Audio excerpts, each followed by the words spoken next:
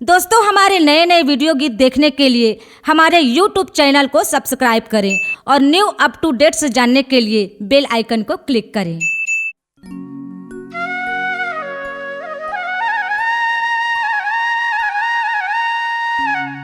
जिसने खाबे अन्न हो भैया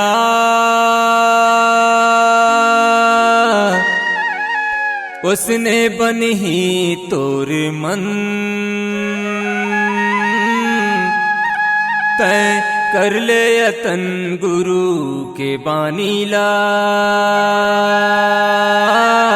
बंदे छान के तय पीबे निर्मल पानीला बंदे छान के तय पीबे निर्मल पानीला।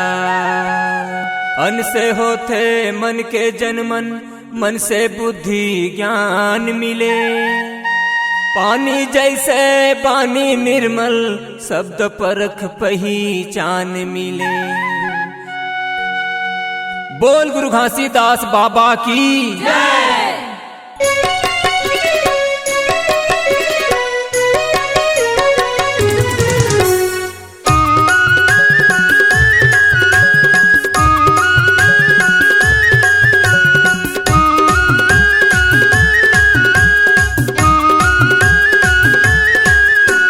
सब बेरा तोर गुण लतनमा भरो एक चीत मन रह ध्यान तोर धरो रास्ता बतैया सताम कहानी जिंदगी जिए बर दिए सुध पानी। बाबा तोरे ये भजन ला रात दिन मैं गावाओ सतना गुरु तोरे ये भजन ला रात दिन मैं गावाओ सतना।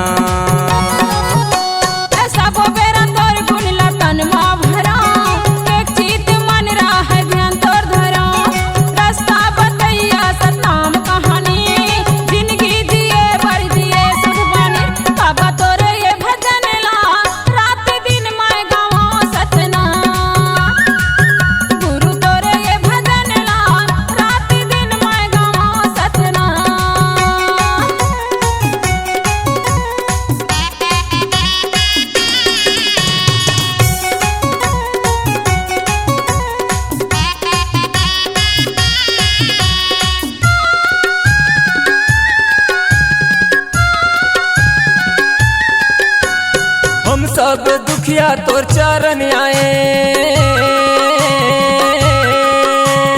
हम सब दुखिया तोर चरण आए नर नारी मिलके तोर जस लगाए सब बेरा तोर गुण लतनमा भरा एक चीत मन रह ध्यान तोर धरा रास्ता बतैया सताम कहानी जिंदगी दिए बर दिए सुख बानी।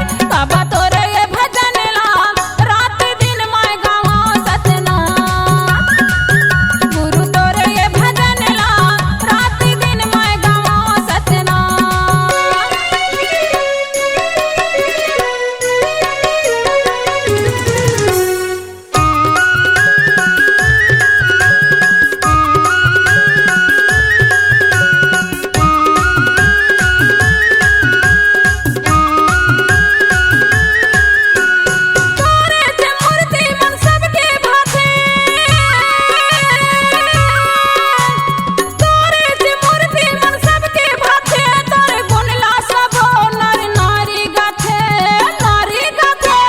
सबो बेरा तोर गुण लतनमा भरो एक चीत मन रह ध्यान तोर धरो रास्ता बतैया सताम कहानी जिंदगी जिए बर दिए सुध बानी।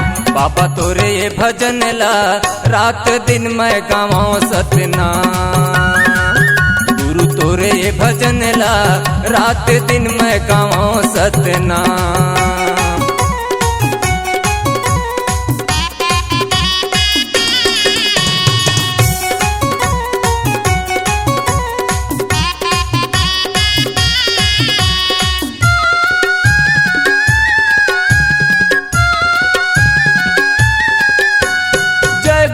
घासीदास बाबा महान जय गुरु घासीदास बाबा महान बिनती हावै सबो के जय सतनाम जय सतनाम। सब बेरा तोर